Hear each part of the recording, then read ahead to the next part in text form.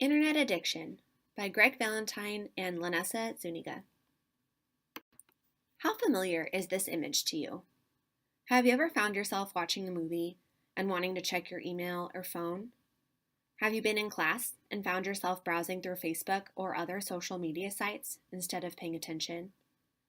Does not having access to your phone or computer for several hours make you anxious? If so, you may be addicted to the internet. Internet addiction was introduced as a new disorder in the 1990s by Dr. Kimberly Young. While there are proposed diagnostic criteria for internet addiction, it is actually not part of the DSM-5. The Internet Addiction Test measures the severity of self-reported compulsive use of the internet for adults and adolescents. The scale was created by adapting DSM-4 criteria for pathological gambling. It views internet addiction as an impulse control disorder, and the term internet refers to all types of online activity.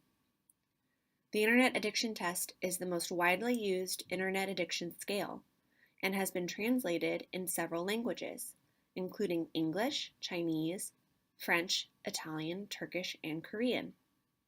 You will all be taking this test as part of this week's module. So why does it matter? Is being addicted to the internet really that bad? Well, internet addiction has actually been shown to negatively impact users' lives in many ways. In a recent study looking at internet addiction in university students in the US, they found that sleep deprivation, academic underachievement, failure to exercise, negative affective states, and decreased ability to concentrate were all frequently reported consequences of internet overuse. In particular, social media sites likely play a large role in the negative consequences associated with internet addiction. One study, published in the American Journal of Epidemiology in 2017, showed that increased quantity of time spent on Facebook was linked to decreased well-being, which included not only mental health, but also life satisfaction and physical health.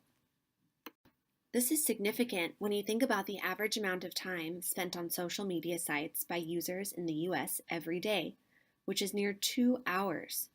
Facebook takes the lead, with users spending an average of 35 to 50 minutes on the site daily. This is closely followed by YouTube, with an average daily usage time of 40 minutes. In addition to the negative effects already discussed, internet overuse can also lead to digital dementia.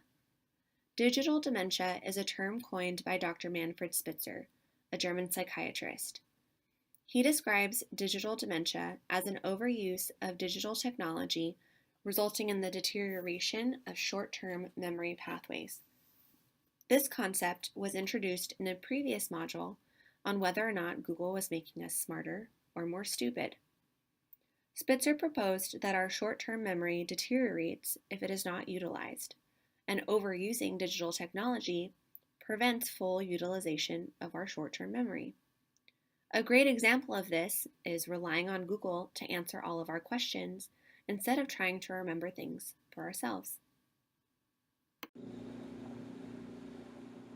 At first glance, having a computer or smartphone is like having the world at your fingertips. Everything you can have or want seems to be easily accessible with just a few clicks of a button. However, it is a double-edged sword. Mood, depression, anxiety, and digital dementia have all been previously mentioned as attributable to the internet. However, one question that has become present in the medical community is whether ADHD, or attention deficit hyperactivity disorder, is associated with addiction.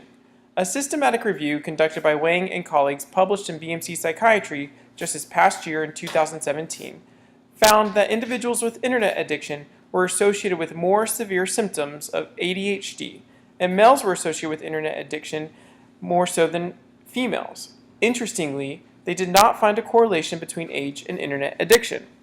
These findings suggest that ADHD is associated with internet addiction, but it does not mean that internet addiction causes ADHD or that ADHD causes internet addiction. It is merely an association.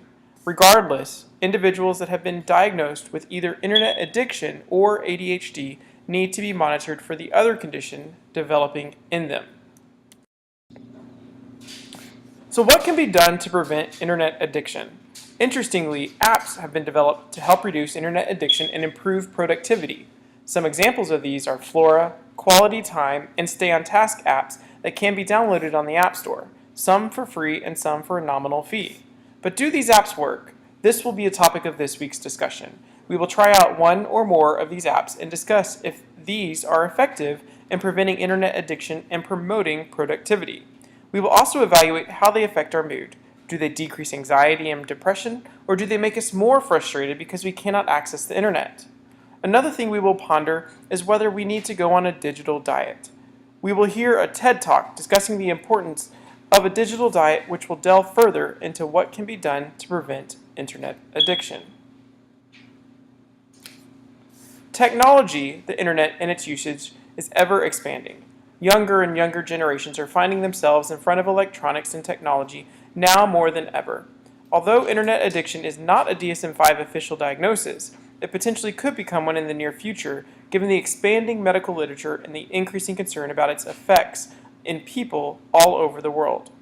Digital dementia, anxiety, and mood disorders, such as depression, are attributed to the internet addiction. Many teens find themselves being pulled into the world of internet. Children, adolescents, and even adults who have been previously diagnosed with ADHD are found at higher rates of internet addiction and, thus, are a key demographic for evaluating for this disorder. Families find themselves sitting behind screens more and more, which can negatively affect their family relationships. But by being aware of this ever-pressing and increasing disorder, we can help combat it and even prevent it from occurring. This week, we will explore this topic more in depth. We look forward to hearing your thoughts as you reflect on internet addiction and discuss it on Blackboard. See you all online this week.